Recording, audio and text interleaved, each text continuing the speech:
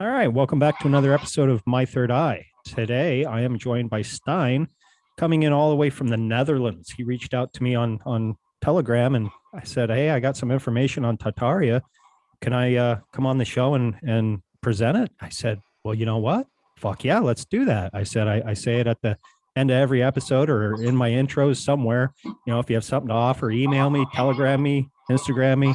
So with having said all that, I will let Stijn introduce himself. If he wants people to get a hold of him, he'll let you know where, if there is any. Like I said, he reached out to me. He's a fan, and we've been sitting here shooting the shit for about 15 minutes or so. And I think this is going to be a really good episode, guys. So I give you Stijn. Awesome, thanks, man. So Stijn, indeed from the Netherlands. I can be found on Minds at minds.com/Stijn Fawkes. That is STIJN Fawkes, like Guy Fawkes. Same on Telegram, t.me/Stijn Fawkes, and I have a heathen pagan tribe on Telegram called Tribe of the Greyhorn Pagans, which you can find on t.me/Greyhorn Pagans. And that's about it. That's all the platforms I'm active on and really active on, and how you can reach me. So awesome. I think I'll be joining your Telegram group when we're done. Awesome. A lot of good information, especially if you want to dive deeper into heathenry and paganism. So. Yeah, absolutely. So what you got for us, man? I've been waiting for this since last week. Tartaria. It's one of my my favorite rabbit holes to get lost in.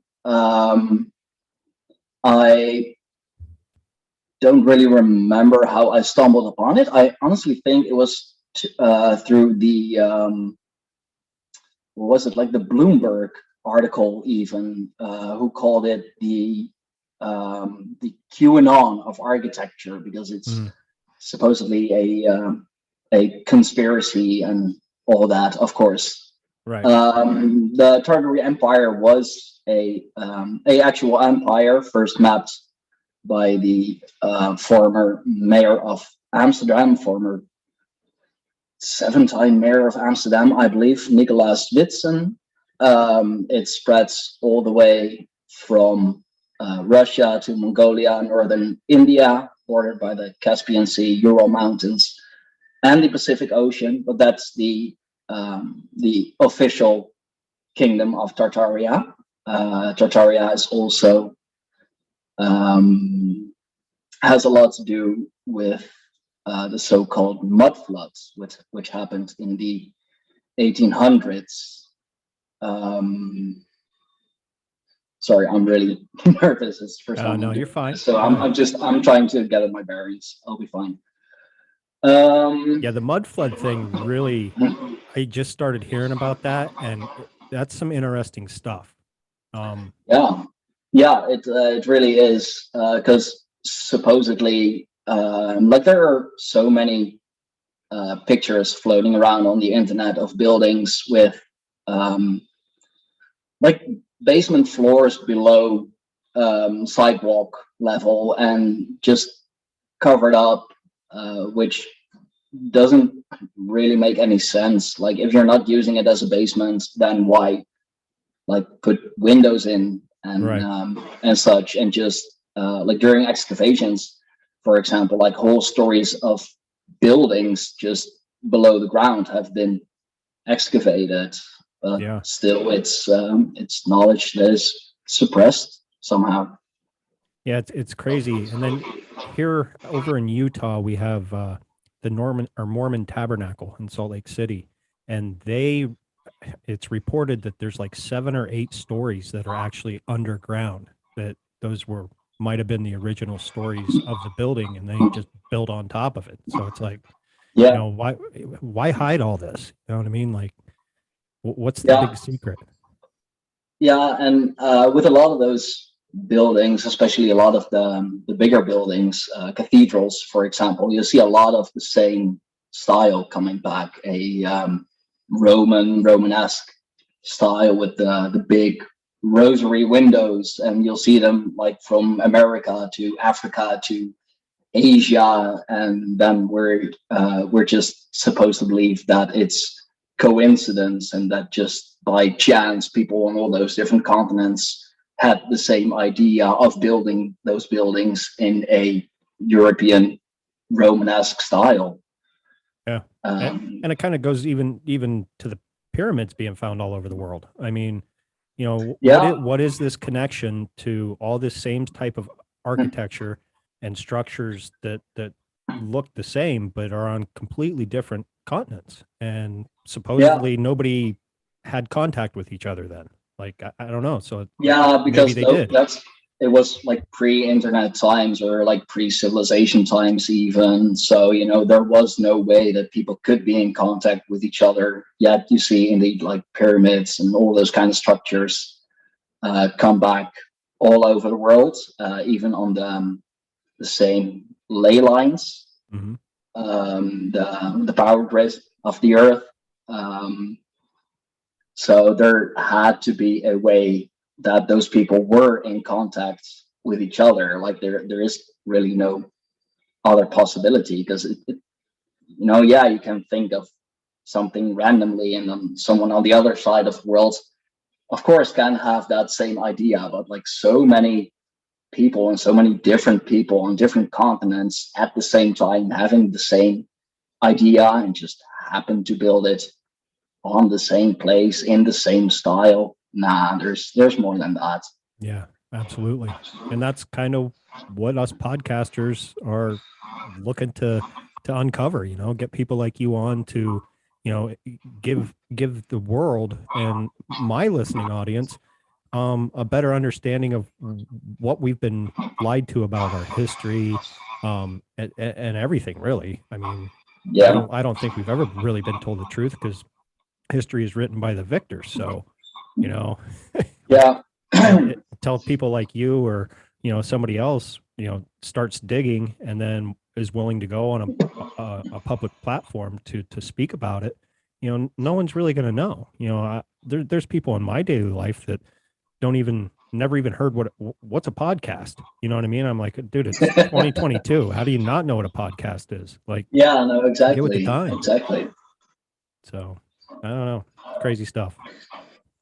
Yeah, especially when you realize that even in the African countries, like way before they were colonized, they had the same buildings and the same structures, and supposedly those were all like handcrafted, all hammer and chisel, and the stones brought in with dune and buggy. But we're talking about buildings like 100 200 meters, sorry, European, 100 200 meters high, and like several thousands of tons of stone, and like so incredibly intricate, like that even nowadays with our modern technology we have a hard time replicating that.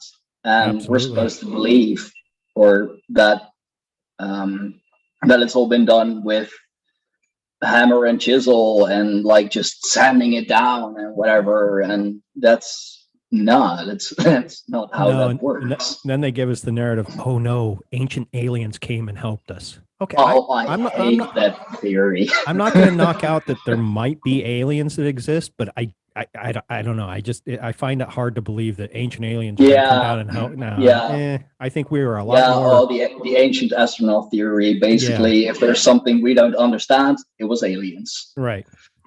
Yeah, no, I don't buy that theory. Like, sure, there has to be other life outside of planet Earth. Like, I refuse to believe that in the whole of the universe, like everything we know and everything we don't yet know, that our planet is the only one with life on it. I highly doubt that. The chances are too small. But to say that everything has been done with the help of aliens, or that the ideas were given to us by aliens and the techniques and whatever. Not like give the human race some credit. Like we're smarter than that.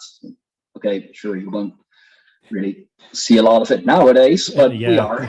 We are. And maybe that's what happened. Maybe we, at some point in the past, we got too technologically advanced, and there was a reset, and we had to be dumbed down again and figure it out. And now maybe we're on the verge of becoming that advanced again, and that's why we see people being so dumbed down and just going with the flow, and like they're in basically like the metaverse or something. You know what I mean? No conscious existence outside of their face and their phone. Yeah, no, exactly. Yeah, in the Tartaria circles, that's talked about a lot too. The Great Reset, the mud flood was a great reset. Like it covered just layers and layers of the land of our planet, like burying so much beneath tens of feet, tens of meters of dirt, and like who's gonna dig for it? Right. Now, You'll what's see. your theory on what caused the mud floods? Do you have a theory on that? Well, there are several different theories on that. I don't know what to believe myself, but there are theories that it has to do with with weather modification. Of course, one of the recent things I saw about that has to do with the Dust Bowl in the United States. That the Dust Bowl, in combination with weather modification, cloud seeding, that the sand and just the huge amounts of rain caused a giant mud flood, which sounds totally legit to me. That's very much possible. But then again, it happened in Europe, it happened in Africa, it happened in Asia, all over the world. Pretty much every continent except for Antarctica, I believe. Or did it actually even happen in Antarctica? Or maybe because it's covered in ice, we don't really know. There's a whole lot we still don't know about Antarctica, but that's a whole other episode. Exactly. No, I don't think it really happened in Antarctica, but from what I heard is that the ground just became so incredibly hot for some reason, that it liquefied, and that is an actual phenomenon. Like it still happens, just on smaller scale. Yeah, I mean, if you take a lightning bolt that strikes the beach, it turns the sand to glass, and basically it liquefied it, and then it cooled off and hardened and turned into a piece of glass. So well, like imagine just huge chunks of stone and earth and dirt, and just heating up to the point that it becomes a liquid. Like if it's a big enough surface area, I mean, it'll spread everywhere. Yeah. And that's the main theory going around. Like how that is caused isn't known. Like that's still being researched by several different people in several different groups. Right. So now there is one theory out there, and my small amount of listeners might already know who talks about it, but there is I forget the guy's name. He's been on some different podcasts talking about Tartaria and mud floods, and I think he brings up like there was an energy weapon that might have been used that was on Mars. That they used Mars even. Okay. Yeah, so I don't know. Some of this, it does get kind of out there, but like with anything that we don't know, that we have to basically speculate, and as we're trying to dig for the truth, anything could be possible. But Definitely. we don't know. At the end of the day, we don't know. But that is, like I said, that is one theory that's floating around, that there was like this energy weapon that was directed towards Earth from, I believe it was Mars. I could be getting that confused with maybe the moon or Venus or something like, or Saturn or whatever. But Yeah, no, energy, a direct energy weapon. That sounds likely. That I mean, it would create the amount of heat you need to like basically liquefy it instantly, because it was just in a very short amount of time that the mud flood happened. It wasn't something that was just boiling up for years. It was, in a couple, like in a couple of years, and maybe a decade or so, that just it was everywhere. And we know that direct energy weapons, they are definitely a thing, and the technology behind the scenes is a lot more advanced than we realized, and the technology we have. So that's definitely a possibility. I can see that. right. Like I said, it's just one of those many theories that are out there. Yeah, but Who knows? that's, you got to have those theories before you can find the proof. Right. So, but yeah, it's interesting. And talking about like those way too intricate works on the churches and such, you also have statues, marble statues, and marble is one of the hardest types of rock there is, if not the hardest, together with diamonds. Mm-hmm. But so intricately carved. Like there is a statue, I don't, the yeah, which is even called Deceit, I Okay. believe, Yeah. from a Italian artist. Displays a fisherman, but like with the net and everything, and you can see the grooves in the net, and it's all so precise and lifelike and done with hammer and chisel. Yeah, I just don't Apparently, buy the hammer and chisel aspect of things. no, It's no, but to be I have that seen, accurate.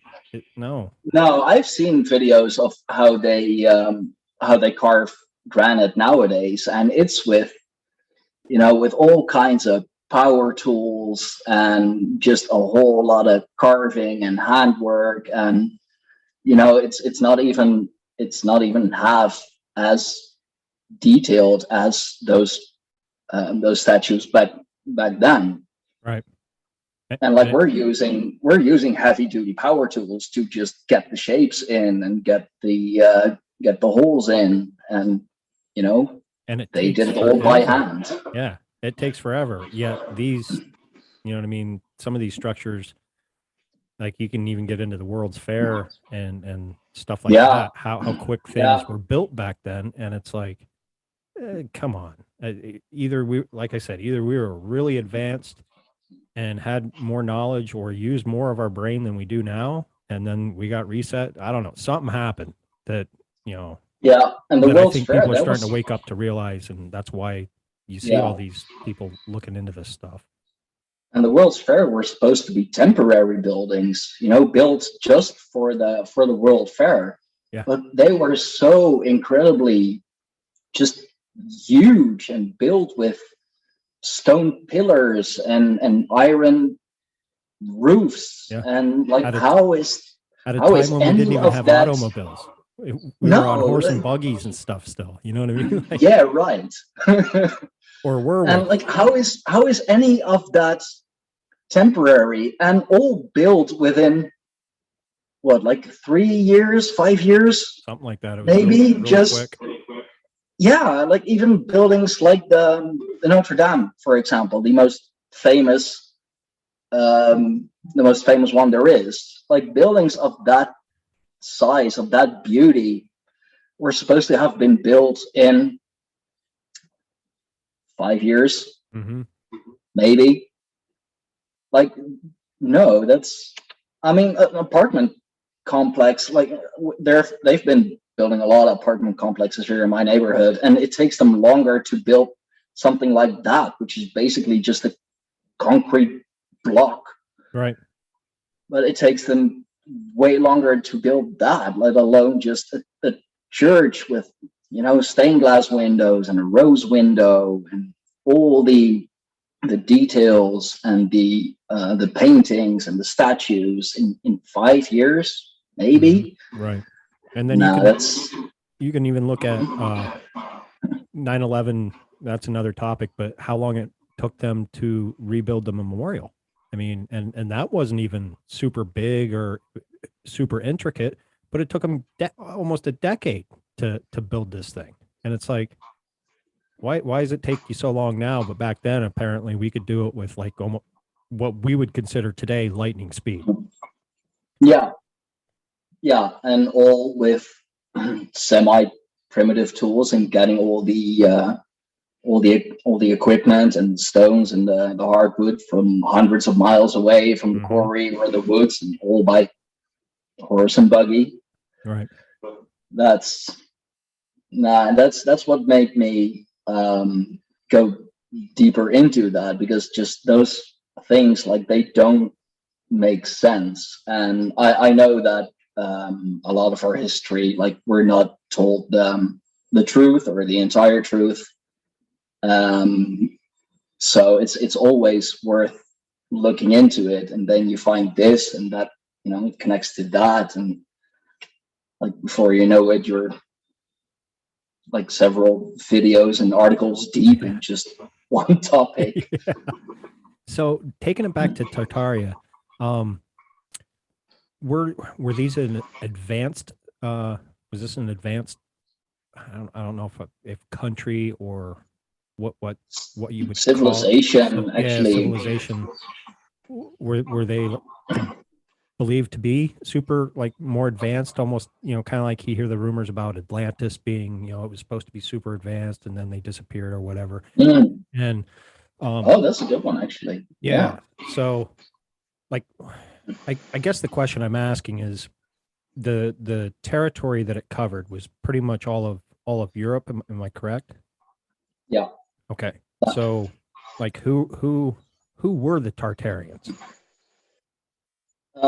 They have indeed believed to be a very advanced people, advanced civilization with knowledge, like deep knowledge about energy and energy work and energy transportation, all the things that that Tesla told us, and that's like, there is a way to build with sound, like, certain vibrations will make things float. So it's just a matter of finding the right vibration and have the tools in order to create that vibration, and you can lift anything. I know it's not super heavy, but I love watching the videos where they'll play these different frequencies, and they'll have sand like on a piece of glass, like a table. I don't know if it's wood or glass or whatever, and it starts forming different shapes depending on the frequency that's being played. So, like you're saying, if you find the right frequency, obviously, if it's moving them, and now granted they're small, but if it's moving them at some frequency, it should be able to if you amplify that frequency, it should, in theory, be able to amplify the amount of weight that it picks up and reshape definitely. it or move it into the place that you want it to be. Yeah, and those shapes you'll see at the rose windows from the bigger cathedrals, like, they're the same or similar kinds of shapes. So what we now see as churches or cathedrals, or the houses of prayer, is believed to be, in those days, like houses of healing, but healing through frequency vibration. Because that's I'm gonna come back to Tesla a whole lot when it comes to this, because he wrote so much about that. It's funny that you do bring him up, because when you were saying the advanced energy that they were using, I was just getting ready to ask you, like, is that maybe where Tesla got his information? And boom, you just spit it out, and I was just like, oh, I don't have to ask a question. I mean, he definitely had the same knowledge, and he made it his life's work to spread that knowledge, and Right. spread it for free, because it is something that we have to know. And I don't know who that was precisely, but there was a doctor of medicine who had said that, like, any disease, any ailments can be healed through frequency vibration. It's just a matter of finding the opposite frequency of that. I'm going to give a little shout out to Dangerous World podcast, but he did an episode on different frequencies. And after listening to that, I've always been a person that, okay, if I'm going to have sound on to sleep, I always would just put like raindrops or, the sound of thunder and lightning.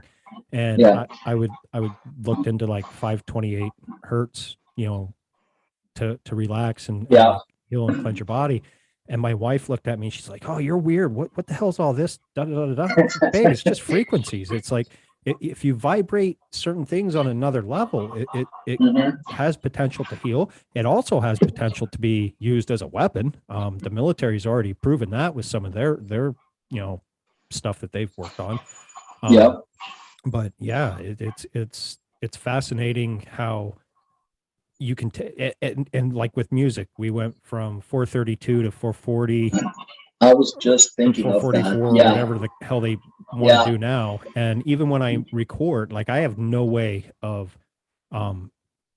adjusting what frequency I record this in. But when I go into Audacity to edit down the audio, put together a show, it actually has an option down there. Like, if I want to record my intro in 432, I can. However, when I go to blend everything, it's not compatible because it's not mixing with the 441 that this is obviously being recorded in. And it's like, you sons of bitches.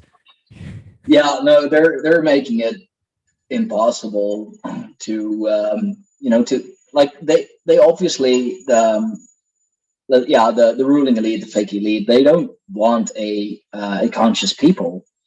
Like, I believe there was Rockefeller who said that, I want a nation of workers, not of thinkers. And then he created the modern medicine and a lot of other dumb shit that I don't think we need. No, and like, a lot of it just comes back to to making money and keeping us stupid. And that's why so many of the people in the truther movements, and especially like more out there topics like Tartaria, when you bring it up at like family gatherings or whatever, they'll look at you like, are you okay? Have you taken your meds this morning? Like, or do you need to be admitted to do you need to talk to a psychiatrist? It's like, no, I'm a free thinker. Maybe you do, stop speaking the sheep language. No, I've noticed that a lot, and that's why I've especially over the last couple of months, I've been going more inwards, like expanding my own knowledge, raising my own vibration. Because when I first saw the world for what it is, I tried so hard to, like, point it out to everyone, like, oh, look at that, and look at that, and this, that, but if you try to force it on people, they're not gonna listen. And you can drop hints here and there, but nobody's gonna see it. No, I'm still trying to work on my wife. She still thinks I'm a fucking whack job sometimes.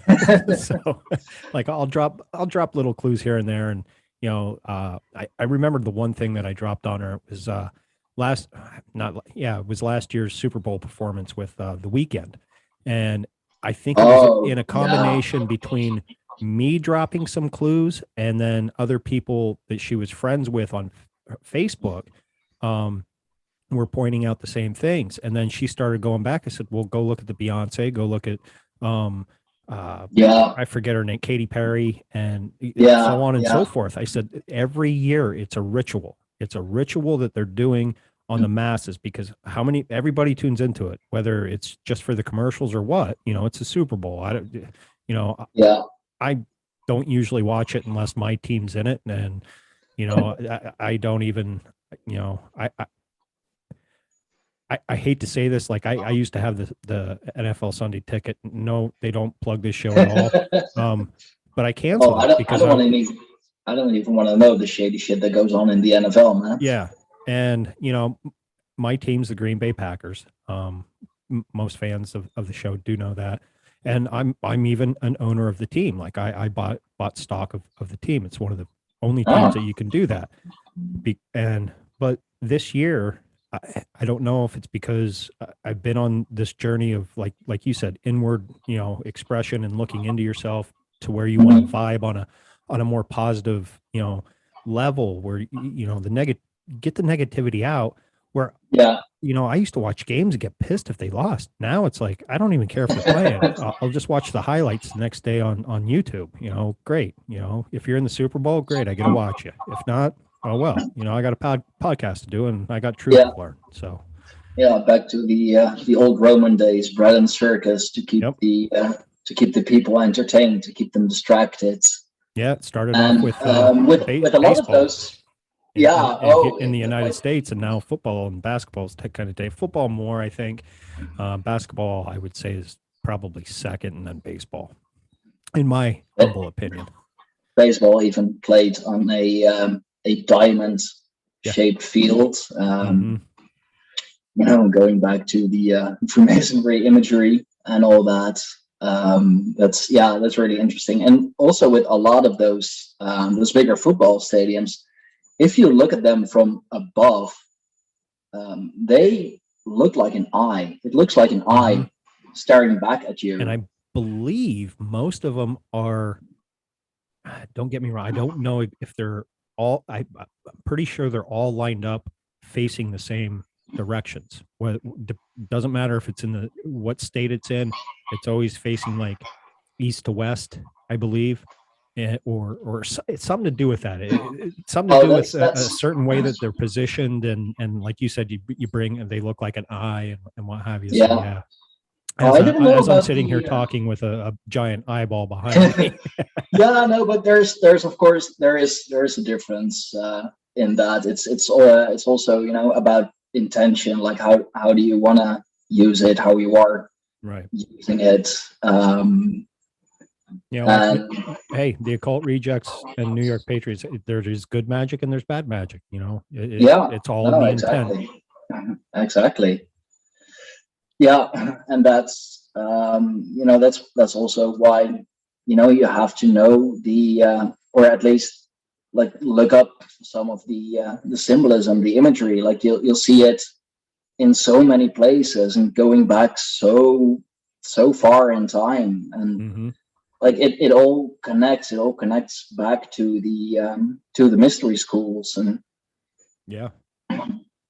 like they have all the knowledge, and like for that I am thankful that I live in the age of the internet, because like information is so incredibly freely available, and so many content creators also on whatever platform, like putting their stuff out there, like this podcast, for example. Right. Hey, when I was in high school, and now I graduated back in '96, so if you would have told me then you would be a content creator one day with a podcast seeking truth and opening your third eye, I would have laughed at you. I would have been like, you're fucking crazy, because I hated school. I didn't like learning. I did like history, but it had to be the right teacher. You know what I mean? And then after that, I go off to the military, and then I start self-teaching and self-learning things that I like. And then next thing you know, you're walking around, your family goes, oh, you're just a walking tower of useless knowledge. I'm like, well, knowledge isn't really useful, but it comes in handy. It might be not useful to you, but for whatever reason, I learned it. So apparently it was useful for me. You never know when you find yourself in a situation where that is actually applicable. So absolutely. Yeah. No, and I like it's funny that you said that you hated school. Like I was the same, especially high school. It was a terrible time. But Yeah. I also believe that that is done on purpose, so that like you associate learning with, you know, not being fun, and like you just hate it. So Right. why would you go and look up things for yourself? Because that's learning. Mm-hmm. I mean, if you want to get into it, it's really unlearning, Yeah. like unlearning what you've been told and learning what the actual truth is. Yeah, sorry, Mike. Oh, you're Yeah, fine. Hey, right he before we he jumped wants on, attention. I had to calm my dogs down right before I jumped on. So they they were starting to get a little rowdy, and I was like, "Hey, boys, come on, knock it Yeah. off." But no, pets are No, good. and like every once in a while, you just find you'll find a topic that is so incredibly interesting and just so like I like the out there topics, you know, where Yes. things are discussed that just sound so unbelievable that you're just like, no way, no way this is real, no way this is actually what's happening. But then you look further into it and you find out, like with Tartaria, that there's the official narrative that it was like just this big country full of well, you know, older tribes, and then you find that there's another narrative, which, you know, is what we're talking about now. Right. So that's really, it's funny how that goes. Like there's two sides to every story, and that goes with everything apparently. Yeah. And I'm no way trying to wrap up at all because I want to keep going. But I do want to have you back on again. I just got to put this out there. I think you and I could have some good conversations on Oh a yeah, lot of different things. And yeah, yeah. because I'm digging the rabbit holes and the side holes that we're going down, and it's like, yeah, we originally came on to talk Tartaria, and we are, but there's so much to it at the same Yeah, time that you know, it's like you have to so know many this rabbit holes that backstory. are connected to it. Yeah, and if you Yeah, don't know them all, it just sounds like a crazy topic that someone made up.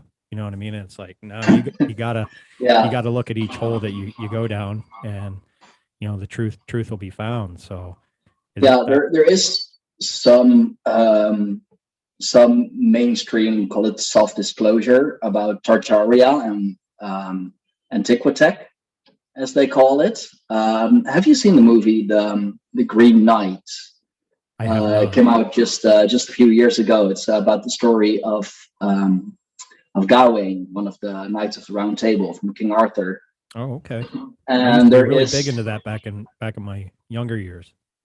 oh yeah, great stories, like the knight stories, hero stories. Hell Yeah. yeah! But there is this one scene on his journey to the chapel of the Green Man that he stays overnight at I believe a friend's house, or another lord who is befriended with King Arthur, and his wife, the lord's wife, asks Gawain, "Would you like to have your painting made?" And Gawain just says, "You know, no, I just had my painting made, and you know, I have to stand still for hours, and I'm really not feeling that." But and she just said, "No. I have a much easier and faster way. Just, you know, stand here in this room. I'll be in the other room doing some stuff." And she actually, behind him, she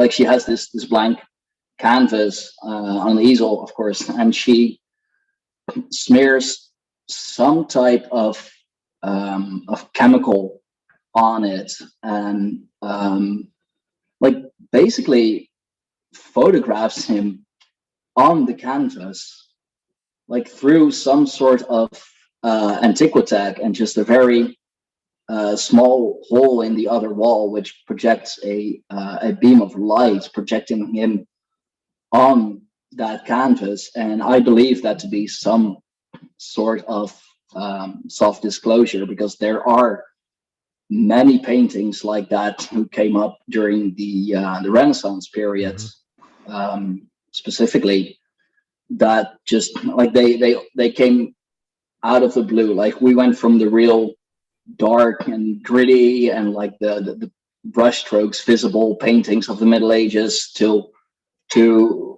hyper realistic paintings with all the angles right, and the colors so incredibly vibrant. And even they did x-rays and other stuff to the paintings to just see how that paint was made. And the paint particles were so incredibly small that size is not reachable by hand carving. So it had to be done with some sort of machinery. They did that with Da Vinci's paintings, I believe. They found out that the paint particles were smaller than can be ground by hand, but that's how they did it back then, because they didn't have that technology.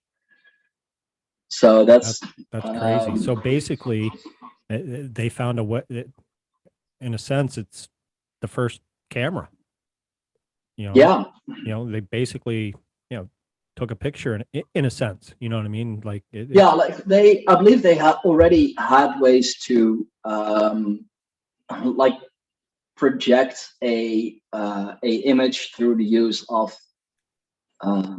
mirrors and lighting on a paper, and just basically trace that and then color it. But like this is actually like comes closer to an actual photograph, and we're talking Renaissance, so we're talking 1600s, right? When they barely had electricity. Like they didn't even have bathrooms back then. They didn't have toilets. No. But they did have photographs. Like, and then you look into some of Da Vinci's stuff that he was like tinkering with, like the scuba diving, flying, all sorts, and that's just helicopters, tanks. He was so incredibly far advanced that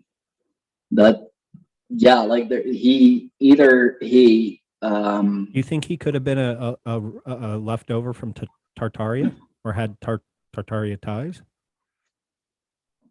Either that, or he found that that old world knowledge and implemented it. But I can definitely see that he had that knowledge himself, and that he like perhaps got it from the same place as Tesla did. The Akashic records, the great library in the ether where everything already exists. You just gotta take it there. But that's another thing that's highly debated in Tartarian circles, Tartarian groups. Like the guys like Da Vinci, like, did they really invent that tech for themselves, or are those the remnants of the old world that they found and just said, like, this is mine and don't you dare say otherwise? Right. But either way, Da Vinci, he was a genius. He was an absolute mastermind. Yeah. And that's another thing, how we talk about, people being, so asleep. Where are these people now? And well, I'll tell you, they're working at CERN to do bad things now. You know what I mean? Like everybody's like, well, we had all these great inventors, where are they now? Well, they're just kept secret and they do bad things, and you're not supposed to know about them. And paid great amounts of money to keep their mouths shut. Mm-hmm. And no, we still, of course, we still have those people today. Like, every once in a while you hear a story about like some 5 or 6 year old kid with a like 160, 180 IQ, and then like year or 2.5 years later, it's like, who? I don't know who you're talking about. But they are still there. It's just because everything is so suppressed that you don't hear about them, you don't see them, or indeed they get picked up, pay big amounts of money, and just like told you, okay, work on that, we'll make it worth your while. Yeah, here, you want to come work for NASA? You want to come work for CERN? You want to come work for any other dark project that we're working on? We're going to pay you really, really well to keep your mouth shut. But just do this for us. I mean, yeah, like just on paper, if you don't know about all of that, about the actual intentions, like, do you want to come work for NASA? Like, hell yeah, we're talking NASA. We're talking the biggest space agency in the world. Do you want to come work for CERN and work on breakthrough technology and like discover new things about the universe, or rediscover things but with far more advanced tech? Like, hell yeah, I want to do that. Yeah, just on paper, those names, they're so big, and they have that status. Like, anyone with that IQ and who can do that and gets that offer, if you don't know what's actually going on, of course you're going to say yes. Right. And it's kind of like the guy that made a car run on water. Like, where did he go? Where did he go? You know what I mean? He got disappeared. Yeah. Yeah, and it's funny that you mentioned that, because in the 1930s, the height of Tartaria, electric cars and electric scooters and even cell phones, like, they were already a thing back then, and especially electric cars. I believe that is semi-common knowledge. Mm-hmm. Like Tesla with his electric car, that's nothing new. Like, they had that what's close to 100 years ago. Yeah. But you just don't make money off that. The big oil barons, they can't make money off electric cars. No. Or free, or quote unquote free energy, which you get from the Earth's vibrations itself, and just can wirelessly transmit. There's no way of controlling that. There's no way of making money from that, which is another reason why Tesla got the boot, right? Because he wasn't willing to sell out. And you mentioned Rockefeller. He was an oil tycoon, and then realized you can make medicine with petroleum, and told everybody, get off holistic medicine and take my petroleum-based medicines. And look where we are now. It's a billion dollar, more than $1 billion a year industry. I mean, especially since this whole pandemic kicked off, these companies that quote unquote made this jab have made like several new billionaires. I believe that even in the first year of the pandemic, 16 new billionaires, like just from the medical side of things. Yeah. But it's supposed to be for the greater good. It's supposed to be for our protection. It's our way to get out of this pandemic. I think it's for their greater good, not ours. Of course it is. Why else would they be pushing it on us? They could give a fuck if we live like a pig in a pen and wallow in our own shit. As long as they're making their billions of dollars and able to do whatever the fuck they want. And it was just, they don't care. Nah. And it was just it came to light that these private jets and private yachts and stuff like that, these billionaires are exempt from this world carbon tax now. And it's like, oh, so shit on the little guy that doesn't really push anything out, but Bill Gates can fly around the world on his private jet every other fucking day and preach about all this carbon shit and carbon emissions as he's doing the very thing that he's telling you not to do. So it's like, get the fuck out of here. Like, rules for thee, but not for me. No, that's and still there are so many people who believe that they just want the best for us. Yeah. to, if we just listen and just do what they tell us, that it'll be over soon. But like, we've been saying that for the last 2, maybe 3 years now, and we're still in this merry-go-round of, lockdown, new variation, facts, booster, lockdown, just everything. Like, the Netherlands just got out of another lockdown, and still not everything is opened back up. And then you have England complete, and I believe Australia completely opening up. Australia's opening up. We talked about it on I'm trying to think what episode we talked about it on, but it might have been Monday Night Master Debaters, but they're fully, it was the Monday Night Master Debaters. But yeah, they're completely going to go full on open, and they're, the way we all tossed it around is, okay, open all the way up, let this thing run rampant, and then it'll give them a new excuse to lock everything back down again. Now, England just came out and said kids don't have to wear masks to schools. There's no more vaccine passports. You don't have to wear a mask in public, this and that. And it's like, why all of a sudden now?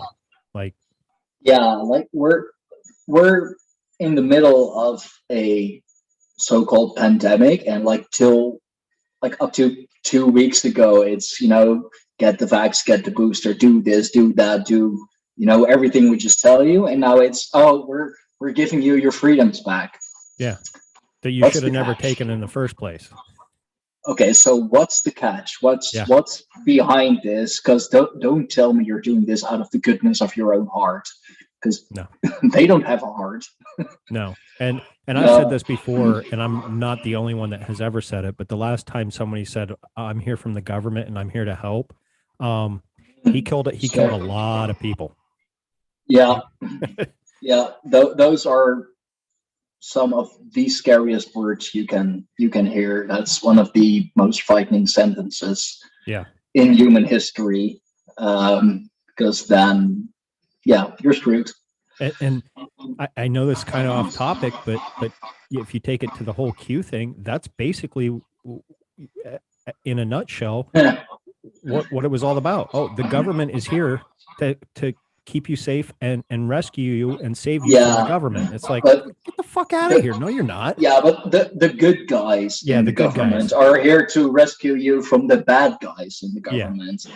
Like, I'll totally believe that, like, not everyone who works in government or politics is bad. Like, my mother has worked for years in local politics, city or provincial politics, and my mother is the sweetest woman you'll ever meet. She wants just the best for everyone, regardless. But there are definitely rotten apples everywhere. Oh, absolutely.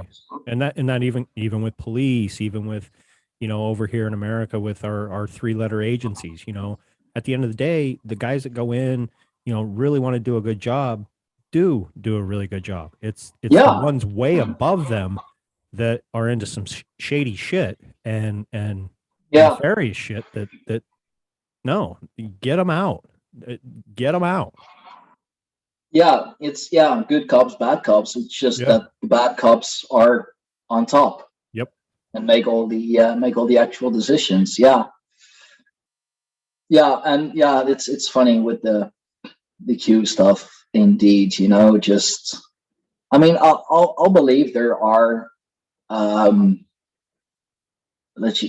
white hats, as they call it. Like, I'll believe that there are people working behind the scenes to subvert all of this, but no way it's that QAnon or whatever, it's right. And at the end of the day, I think the black hats or the bad guys really outweigh the white hats.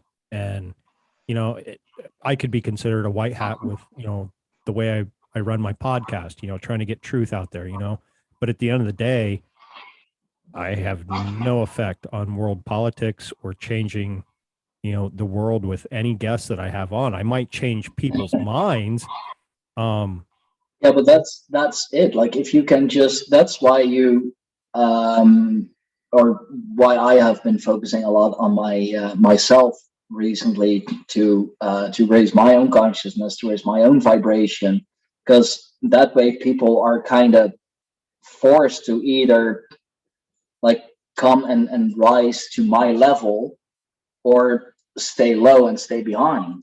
Right. So that's something my late grandmother used to say. If you want to make a better world, start with making a better you. Yeah, absolutely. And that ties into these elites and maybe what probably ended Tartaria is these elites, they don't care about making a better them. Um they're evil. They're parasites at the end of the day. And they Yeah, care about one thing and one thing only, and that's themselves and getting, whether it's rich, in whether it's with money, sex, drugs, rock, whatever, you know, who yeah. cares? As long as it's for their gain Yeah. and preferably to our detriment at the same time. Yeah. If we can keep these guys vibing low, we're good. We have it all. We have the whole world that we can run. And now that more people, and I will say that it was, we said that before, a little bit of good that came out of the Q movement, and it did bring a lot of truthers together, and it did wake some people up. It did wake a Oh, lot of people. definitely. It definitely has done some good things, and I believe that maybe it started off right. Maybe it started off as they say it went, but they got It got hijacked for infiltrated more. by Yep. some bad players, and now it's just another grift. Mm-hmm. Absolutely. And then you start looking at these people that they want you to put faith in, and not for they forget their background and what their politics were before jumping on this Q train. Yeah. With Flynn was a Obama appointee. He was a lifelong Democrat. He actually bought stock into the cyber ninjas and a maybe Dominion software. I know Tucker Carlson, who's supposed to Oh be the yeah. good guy. You know, no, at the end of the day, these people that you're looking up to are saying one thing and doing something completely different behind your back and don't give a fuck Yeah. about it. You can go to a Yeah. rally, they'll sign your piece of paper or your hat or whatever, but as soon as they're done, they forgot about you. They couldn't even tell you what eye color you had or what color Yeah. hair or what shirt you were wearing. They don't give a fuck. No, no, and that's just it. It's a damn shame, but I've seen that, and I think that's where the whole movement was so effective too. Like they just presented themselves as, we are your saviors. Like Mhm. you don't have to do anything, just trust the plan Right. because we're working on it. So basically, just sit on your ass, do nothing, and we'll do all the work and just trust And, us. and never know what the actual plan is. It's just a plan. Yeah, yeah, Okay, trust what's the the plan. plan? Okay, Yeah, but what's the plan? Yeah, we can tell you. right. Okay, but then, like, what am I supposed to trust? Why am I supposed to trust you? Because we told you so, because we're showing you this and we're showing you that. Who's to say that's true? Right. You want to tie it back into Tartaria somehow? Yeah, yeah, yeah, yeah. Going off on a Hey, tangent. no, I'm good. I'm good. I'm not rushing you on anything. I just I'm good at having people go down rabbit holes, and Yeah, it's no, probably because I definitely. start them. I don't know, but Definitely. No, I wanna come back to those statues. I made a couple notes before coming on the show. okay.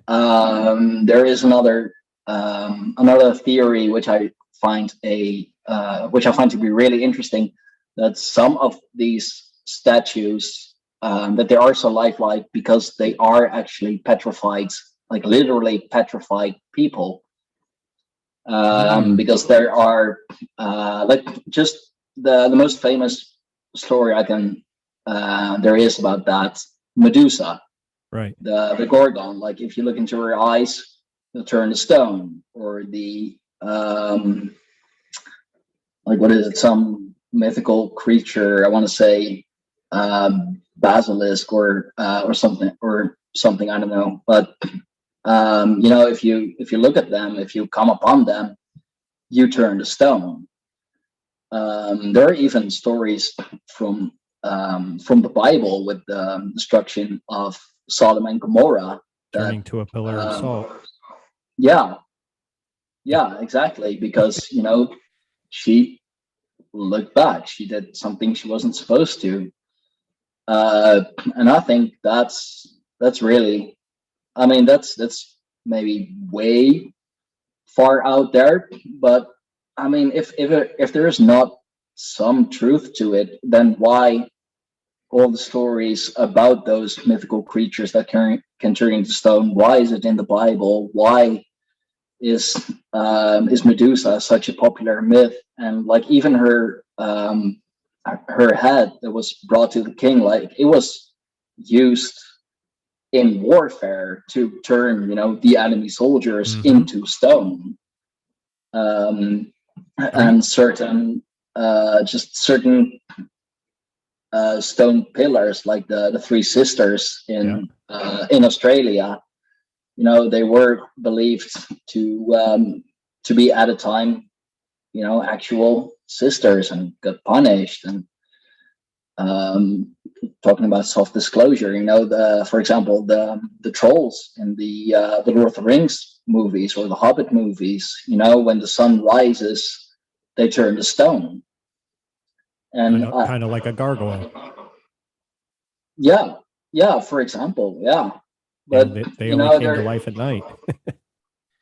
Yeah, and it's always or very often at least tied to the sun and sunrise, and that makes them turn to stone. I don't know how they connect that. Maybe because the sun is the source of ultimate light, of ultimate good, and they're bad creatures, evil creatures. So ultimate good beats ultimate bad, or something like that. I don't know, but that's really interesting, and may explain why some of these statues are just so incredibly lifelike and so incredibly detailed. Are you familiar with Gary Wayne's work? He's an author. No, I can't say I am, unfortunately. He wrote a book called The Genesis 6 Conspiracy, and it starts off with about the Nephilim and the giants, the Watchers and the Fallen, and man, I interviewed him, and I haven't released that episode yet, but wow, like we only scratched the surface, and then kind of some of what you and I are talking about, he kind of brings in on another level, or an arm of the cog or whatever. But it's like I literally, I walked away from that interview just like I did every time I've heard him on a podcast, with a headache, in a good way, because it was like, man, you just melted my fucking brain. And that's kind of what you're doing, but on this whole Tartaria, and then we keep going on these sidetracks. But yeah, like just with that statue, like you said, out of marble, and the net, like how, you know what I mean? And then without the use of power tools, just with hammer and chisel, supposedly, and then so detailed and so lifelike. And and then now, how you said with all these statues, maybe they were actual living people that were petrified. And then over here, we have it's called Devil's Tower. My fiance brought that up. That's a very, very popular one. That it was just one giant tree, and that you can even see like the grooves and all. And it's funny because it's a very, very popular one. I used to live out west in Wyoming and Idaho, and I have seen Devil's Tower. And I'm trying to think, the story that was always passed down to me was it was a bear or something trying to claw its way Yeah, up the, yeah. the tower to get something. I mean, I was told that as a little kid, and I can't believe I'm actually I'm remembering I'm that familiar much. with the story. Yeah, Yeah, so it's crazy. But then now all of a sudden, people are like, "Look at these big structures. These are petrified trees. Everything at one time was giant on this earth." And then yeah, it's like, wow, okay, that could be, you know what I mean? I'm not going to tell anybody that you're a liar because I don't personally know, but looking at Devil's Tower and it looks like a petrified tree stump. yeah. No, like especially in the like way back, like millions of years back, when the oxygen levels here on Earth were much greater. Like you had mushrooms the size of trees, Yes. like mushrooms the size of trees they are now. So why wouldn't you have like giant trees like that? You had like those millipods or whatever, like freaking foot long insects and foot long freaking creatures that are now like yay big. Yeah. So if that was the case with like indeed mushrooms and the animals, and like, so why not trees? And those mushrooms, you'll still find rock formations that look like petrified mushrooms. Uh-huh. So And yeah, no, Devil's Tower is it's a great example indeed, yeah. and a very well known one, very popular one. Yeah, Yeah, it's crazy. And I don't know, bringing it back to Tartaria, you know, did something catastrophically happen that all of a sudden, boom, shit just got destroyed, like with the mud flood, and wiped yeah, everything and out. just incredible heat. Like you'll see that the best example I can think of is the city of Petra in Jordan. Like you'll see on the mountainsides that some some pieces just melted, like Mhm. they're dripping down. So just incredible heat, and then just cooled off as fast.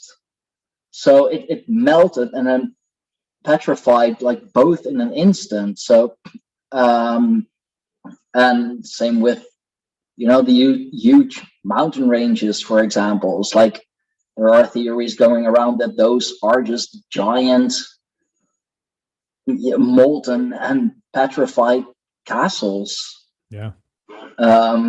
For example, what I've seen a while ago is the Tower of Babel.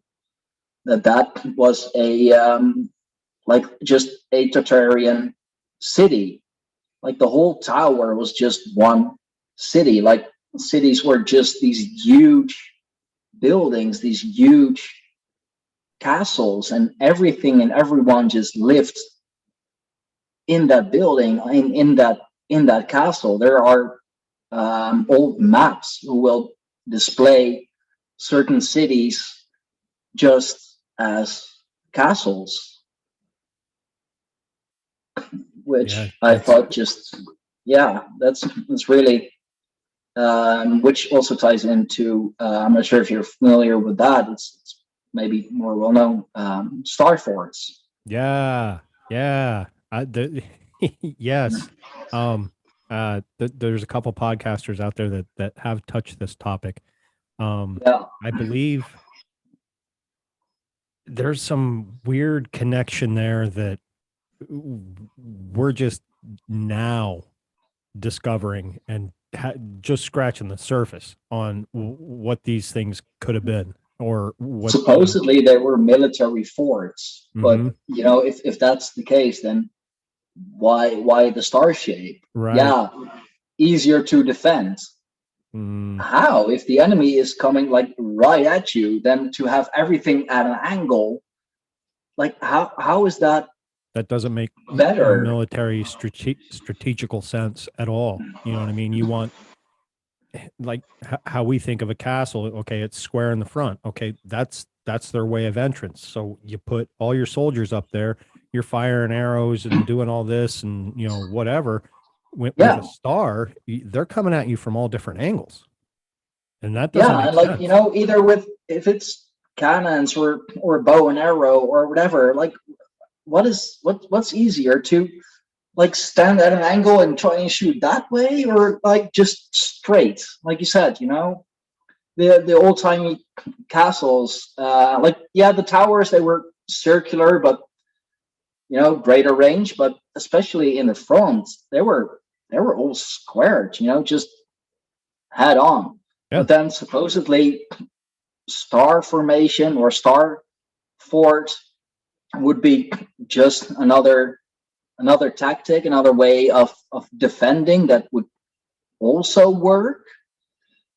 No, it just, and you know, it's not even a like a lot of those star forts, they're not even a equally sided star. You know, they'll have some pieces that are broader, or you know, more tapered towards the end. Like how does that make for, you know, for a better defensive position? It doesn't. That's the thing. It doesn't. And I'm just a simpleton. I wasn't like a high ranking officer when I was in the military. You know what I mean? As just a common soldier, that does not make sense. You know, you want control. You want one access point for your enemies to come in, and that access Yeah, is controlled by you. And boom, you know, and that's taken all the way back to, you know, Sparta, the Romans, the Greeks. You know how you know, you funnel your enemy into one little point and annihilate them, yeah. and they don't have anywhere else to run. With a star Like, fort, why would okay, I'm you? getting hit Why would here, you want well, them I'm going to run spread around. out? Yeah. Yeah, No.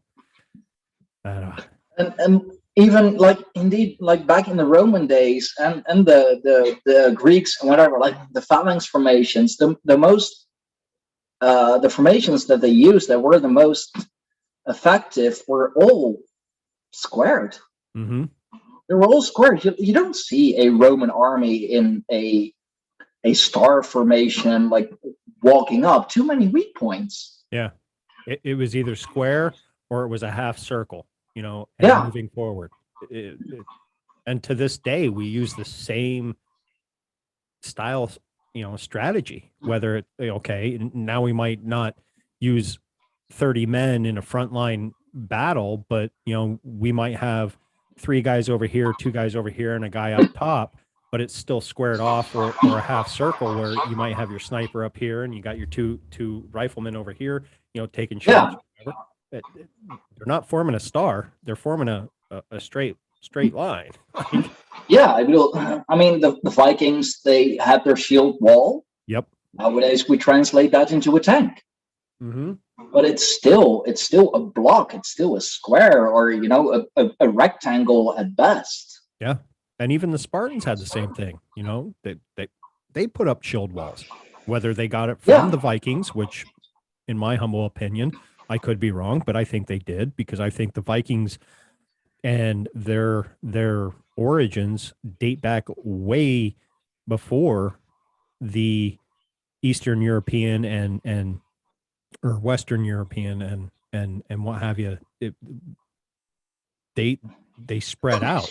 So it's yeah, like, that goes back to Indo-European yeah, even, and those were the people, the Indo-Europeans, or the Aryans, which is nowadays, of course, a highly demonized term, but those were the right. actual people. Like, they But spread over. nobody wants to point out the elephant in the room, that Iran literally means Aryan and Yeah, was given by Hitler. Here, Indo-Europeans, yeah, Indo-Iranians, you know, they spread into Europe, and there are stories that they spread to northern India. hmm Like, all around the world, you'll find stories and even statues, miniature artwork of people with fair skin, fair hair, and blue eyes. yep. And we were normally taller, so maybe that's where we got the, you know, no, the giants of the north. But I do Yeah, believe at one point there were actual physical giants, and I do going on record, still think there might be some left over today. Definitely. I mean, I've freakishly told people they still exist. I remember when I was first class in first class high school. I was like 12, 13 years old maybe, and a classmate of mine, like he was 12 years old, but he was already 6 foot tall. Yeah. That's like nuts. at 12 years old, I was barely, scratching 5'2", 5'4", maybe. Right. And that also connects to Tartaria, the Tartarian giants, which is, which also really helps with building those huge structures. You'll see them in Egypt too. You'll see pictures of just these giant humans like carrying an elephant under their arm. And if you break down Mesopotamia. If you break down some of their measurements, they go by cubits or whatever, but some of the royals go by royal cubits. Some of these people were like 20 some foot tall and 7 foot wide. Like, that's a big fucking human being. Like, you see guys that are like, okay, 6'6", 7 foot, in the gym lifting all these weights, doing strongman competitions. They're lifting big weight, but think about what someone that size, they weren't lean like a basketball player or a runner. They're stocky, they're huge, and imagine what they, dude, and I mean, they could definitely pick up one of those rocks and place it somewhere up top. Like, it would be bricks to them. Yeah, exactly. And you'll see that. Yeah, you'll see that in Mesopotamia too, like statues or imagery of people holding freaking lions like it was their pet cat just under their arm. Yeah, and we all know how big those can get. Yeah, and how dangerous they are, and they treated them like pet cats. Yeah, and then you have stories like David and Goliath. If that is a true story, David had the biggest giant set of nuts on him to go up against someone that big. Oh yeah, because he wasn't a very big guy. You know what I mean? Like, I'm almost 6'5", and if I came across somebody that big, no, I'd be like, I know my limits, man.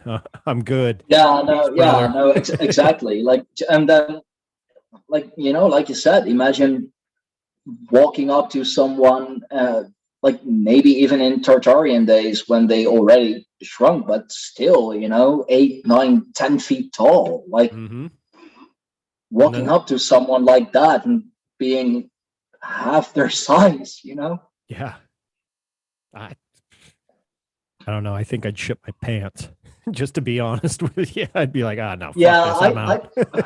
I definitely make a U-turn, and I mean, luckily I can run fast if I have to. So,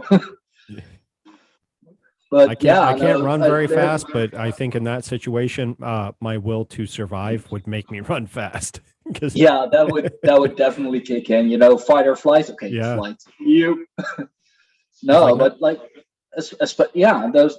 Then again, there are so many stories about giants, in the Bible and fairy tales and just folk stories, and so many people just chalk it up to, they had a very rich imagination. I'm sure they had, but you don't make up all that. No, because they come from all over the world. Yeah. Whether it was from Tartaria or even after or before Tartaria was a thing, people talked about giants.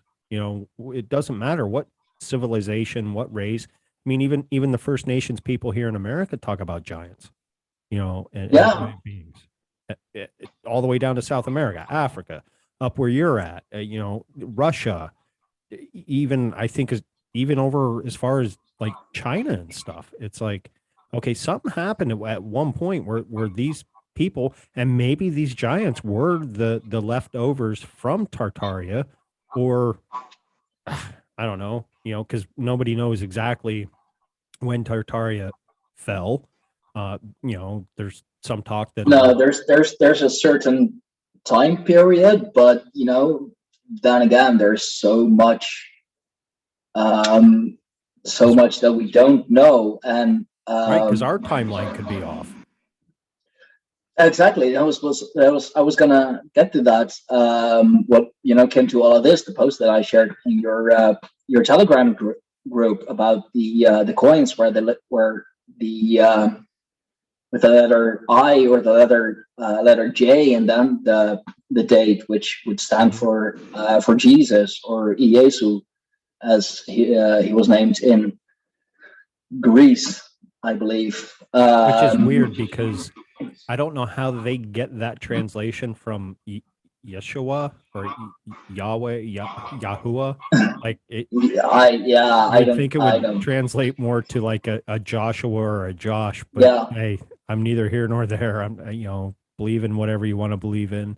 I Sure, but respect that. But that's another big thing. Like they'll say, "Oh no, that's the number one."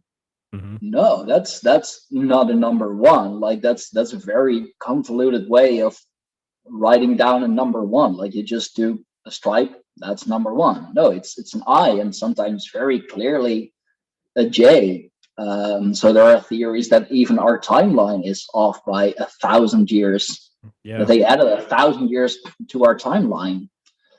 I've recently seen a video from John Levy, or John Levi, I believe, who showed a video of the I believe it's like the San Francisco rail station, where you can clearly see that on the inscription of on the date in the wall, that that's 1,000 years before they say that video was recorded, and you'll still see it on certain building plaques, the J, and then like 635. And I believe one of the most famous pieces is a wooden desk in the one of now the royal palace in the Palace of Versailles in France, made by a Dutchman, actually. It'll say J and then three numbers Right. after it. So the year that after Jesus, but they claim, or the scholars and whatever claim, oh no, that's one. So it's thousands something. That's the thing I've been trying to get into more, but that's Yeah. When you shared that with me, I was looking at it and I'm just like, dude, like I've heard of Tartaria on different podcasts. I'm like, mhm. I'm no scholar, but this is fascinating. And you're like, oh no, I've done some digging into this. Yeah, come the fuck on the show then, please enlighten me, Yeah, because no, and I like I love when the whole people drop reason why truth. the whole reason why I shared it is, I Tartaria is it's known, but not that known. And I know that we're into the same stuff. We like the same topics, same subjects. We fight on Absolutely. the same team, so to speak. Yeah. So I was like, what would his opinion be? What does he think of it? Does he know anything about it? And well, one thing led to another, and here I am. So Yep. Here we are. Oh, I love this, man. Oh, yeah. You're coming on for a 2, 3, 4 part series. Absolutely. Because we're, we're awesome, we are awesome. all over the place, but at the same time, we still somehow get focused back on track. And Yeah, like with just these because coins and the dates. there are so many rabbit holes and so many different topics that are linked to or also found in Tartaria. Yeah. I don't know. Like, do you think, how do I word this? Do you think the Norths were part of Tartaria at one time, or do you think they came before Tartaria? Well, that's a good one though. Yeah, I mean, I mean, there is no wrong they were answer. they were all over the world, and Right. like I know that in Iceland you have those stave churches, which are very cool, very intricate, and the Norse, they were definitely into magic and into spirit work. So would I would absolutely think that they had some of that knowledge, or at least were on the right track to finding that out. Right. I mean, I don't know how. I'm not sure how far they were with their knowledge of magic, because that was still limited to certain certain people, the town elders, Right. mostly, And of the course. reason I asked is because if you look at how far they traveled and how they were able to navigate the moon Yeah, without yeah. the sun, and obviously there's historical records now that people are finally admitting to that they were here along in America way before that Yeah. douchebag Oh no, Columbus. we're talking. That I believe that was a couple months ago. I shared that in my tribe that they found Viking artifacts on the Turkey Syria border, Mm, even the Varangian Guard of the Ottomans, I believe. Those were Vikings, because they were such skilled and ferocious warriors that the emperor was just like, "You're gonna be my private army, and I'm gonna pay you so good." mhm. And like they went They had so no fear. incredibly far, yeah, but they traveled so incredibly far. And I mean, I it would definitely be possible that they came into contact with Tartarians, or with the Tartarian Empire itself. But I don't know if they took it back, because especially with the Vikings, or the Northmen back then, if they find fertile ground, they stayed. Right. Which a lot of people don't realize. Correct me if I'm wrong, that they didn't always go somewhere just to conquer, rape, and pillage. They went somewhere They in, were explorers. yeah, They were and if explorers first and foremost. right, and if they found fertile ground, they cultivated, they farmed, they grew Yeah, crops. You know what I mean? And then they spread their knowledge. If you look into heathen beliefs and what have you, you're supposed to always take in a stranger that is traveling across yeah, your pastures and feed them and give them mead and ale and what have you, and a warm yeah. place to Yeah, because you may find out that it was Odin who you were taking in and who you were feeding, yeah. and it goes all the way. It goes back to the gods, and respect the gods, and like respect your fellow man. But I mean, they were definitely ruthless when they had to. yeah, but that's the thing that has recently, in the past probably year or so, has really kind of soured my stomach on how people take the Vikings, because they think, oh, they're ruthless killers. Okay, they were ruthless. They knew how to fight. They didn't give a fuck. If you fucked with them, they're gonna fucking kill you. But at the same time, they were the most peaceful, the most loving, the most take in a stranger that you would ever come across, but Yeah, they get painted as such bad people. And when I was kind of asking the question with Tartaria, is like, okay, if they were here around the same time or before, or maybe during or towards the end of it, I wonder how their interaction would have been with them, because you talk about the Tartarian giants and what have you. Maybe the Norse were the ones that actually, okay, we had enough of your shit. You're using your all this knowledge that you've discovered, and now you're using it for bad, and now we have to wipe you out. The Norse had their stories about the giants too, the Jotuns. Mm-hmm.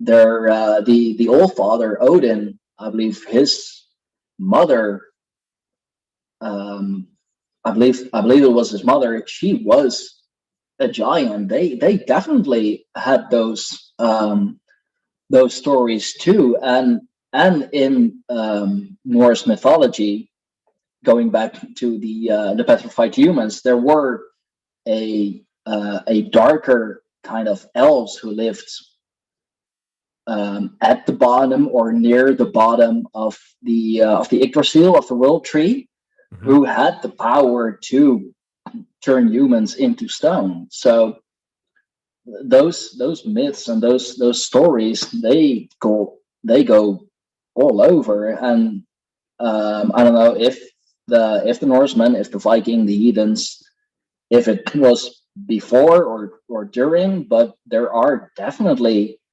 stories and beliefs that match up. So And maybe that's how they got their technology to be great explorers. It came from Tartaria, and they took a little bit of that knowledge, and then, like I said, maybe they were like, oh, this is good knowledge, and they went and explored. Yeah, they had to fight now and again, but then they came back, and they saw the Tartarians using all this great power for evil, kind of like what we see today, and said, no, you're not going to do this shit, and maybe ended a lot of Tartarian reign that way. This is just me personally thinking, just on no, how we've been discussing, but no, you make a good point. Like it's a possibility. You don't go all the way from Scandinavia to I believe it was Canada somewhere. Yeah, even all the way down into like Minnesota and even down into the Midwest. I've heard that a lot of native Minnesotans, that they have Viking heritage. Mm-hmm. And that's why their football team is called the Vikings, because they recognize that, and they even chant at their stadium, "Skol," and it real loud when which is awesome, because that's another that's a thing that heathens and pagans in general are really high on, just honoring your ancestors, honoring your ancestry, honoring where you came from, the struggles that your parents, your grandparents, all your ancestors had to go through for you to come at this point. Right. Even if you just do the math, it's you, then two parents, four grandparents, 8 or 16 great grandparents. It just gets bigger and bigger and bigger. And if it wasn't for all of them doing what they did and meeting the people that they have, like, we wouldn't be here today. So, and that's what they and still are really high on. Respect for your elders, respect for your ancestors, for the traditions, for the gods. And yeah, what I was going to say, like, you don't go all the way. Going off on all the tangents. It's okay. I'm sorry. That's my fault. No, it's fine. It's fine. But you don't come all the way from Scandinavia to the continental US on a rinky-dink boat. They had to be sturdy. They had to withstand all kinds of of whether they had to have the techniques to be able to navigate. Like you'll see that in the TV series Vikings. Of course, that's dramatized because it's TV. But the sunstone to see, okay, where's the sun, and so that you know where you're going, and you have to have advanced knowledge or some sort of advanced knowledge to be able to do all of that. Like you don't just go in your basic rowing boat, like all the way from Scandinavia, just hurdy-dur all the way to the continental US. No, you'll never make that. You have to have a strong boat. You have to have strong men who can row that boat. You have to have navigators. You have to have provisions to be able to, survive the trip. Sorry, I forgot I was muted. And to know your wind currents and the water currents, and yeah, I mean, there's so much that goes into it, and I couldn't tell you how to navigate the sea.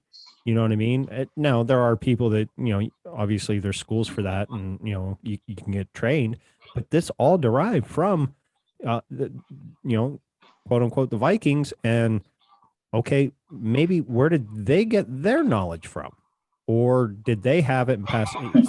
I don't know. I mean, you can toss around a whole bunch of things, and yeah, but you don't go all over the world. You don't go all the way south to Turkey and Syria and not pick up some of their knowledge and right. put it to use, or send a letter home, or a piece of equipment, telling them, yo, this is how you use it, this is how they use it, this is the effect of it. I've seen it myself. Mm-hmm. It's what we still do.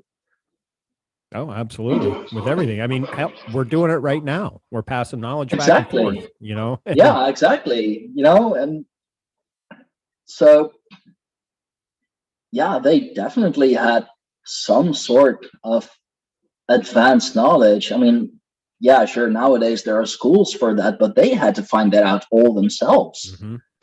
So, but then you tie it back to Tartaria. Maybe that's because they were supposed to be an advanced civilization. Were they teaching this to other, tribes or cultures along, their borders or whatever, or not, maybe not even necessarily teaching them? Were the people on their borders of Tartaria picking up little, more or less, crumbs of what they knew? You know what I mean? Like, yeah, or scholars and great builders and such just sent their out in the world with the intention of tell these people, tell them the benefits, tell them how to do it, because you'll find those buildings, those churches, the Romanesque looking, you'll find them all the way in Africa. You'll find them in Asia, and that's not by accident. It's and that then takes like you taking it back to healing. A lot of people think they're cathedrals. Well, what word do we know nowadays that is very similar, that deals with free energy, is a cathode? And yeah. were they bringing this energy in freely from the earth and healing people? I mean, you look at it, and they all have, the copper top, which is good, or gold, Yeah.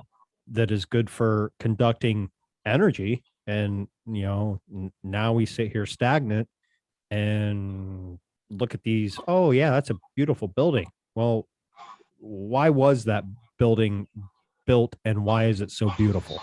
We need to Yeah, look like into that. why like indeed, why all the spires on top of it, and why build it, in that way? And there is electricity in the air, there the ether, and they definitely knew how to capture it and use it for their benefit, whether it was to build more of those buildings through vibration, or to heal through vibration, or to just do whatever. Like you can go so many ways with that. And whether the Tartarian Empire just started on one place, in what nowadays is Russia, Mongolia, northern China, even, I believe, and just spread from there. That's how a lot started. Like we said, with the Vikings, Europeans, they came from what nowadays is Iran and the northern Indian subcontinent, and they spread all the way here, and to even all across the way to Great Britain. And Mm-hmm. so yeah, they definitely spread. At least the knowledge spread. So Yeah, yeah, it's all fascinating. I can't wait to do more episodes with you. Like, yeah, man, yeah. I'm There's so blessed that you reached out to me. hey, it's I it's my honestly, pleasure, man. when you brought up the topic, and I was like, okay, yeah, maybe he's going to school me. I did not think we would open so many other doors along our Yeah, along our journey, that now I'm sitting here. I'm like, okay, we need to do another episode and have you back on, because we scratched the surface on some Tartaria stuff. We scratched the surface on a whole bunch of other stuff. And it's like, you got some knowledge to drop on the world, brother. You really do. yeah, And yeah. And wow. I'm still learning every day. Like every time I see something new pop up that either is Tartarian or has to do with Tartaria, I'm like, I'm gonna watch that. Everything else can just wait for now. Yep, That's my focus right now, because it's so fascinating, it is. And and that's why I, it that's why ties into so many things. Yeah, and that's kind of why, with your roots and where you come from, and your beliefs, that's why I was kind of trying to. I was like, "Have you heard of the Box Saga?" I asked this a few times of certain guests, and I think the way you dig into Tartaria, I think you could really uh, dig into the Box Saga and what that's all about. And maybe we can do an episode on that. It doesn't have to be tomorrow. It could be next year, because it's a deep Yeah, topic. no, But I've read a bit, and it's interesting. It's a whole other story than what I've read so far about the about Scandinavia and how it all came to be. But it's really interesting, and it's a whole other perspective, and even down to the language mhm, used, and like how it's actually used, what it actually means. I mean, it's called spelling for a reason. right, and we're taught So everything in the English language derived from Greek and Latin, and that the Box Saga kind of blows that theory kind of out of the water. Like, no, it didn't derive from you. You derived from us. yeah, yeah, no, that's yeah, it's really interesting, and definitely something I'm gonna dive into deeper. I found a new obsession. Nice. Well, I'm glad. Hey, hey, opening people's third eye. That, Yeah, and man, I want my definitely. third eye open. Uh, I do have an interview with Benjamin Balderson coming up that, um, I can't Cool. I can't wait to talk to, and I would actually like to have you back on to talk about the same topic, about heathen and Norse mythology and stuff, because I a lot of people out there think it's kind of a fad, but it's not. It's always been lingering, and I think more Yeah, people are waking up to it right now because it makes more sense to them. And when you start digging into, and I don't want to knock the Bible or the Jesus story, but a lot of it was taken from Norse mythology, and people need to understand that. And it was taken for a reason, because at that time, the Romans, okay, they did adopt Catholicism or Christianity or whatever, but they also went to Ireland to rid out the snakes. That Ireland never had Yeah. snakes, and the snakes were the No. pagans, and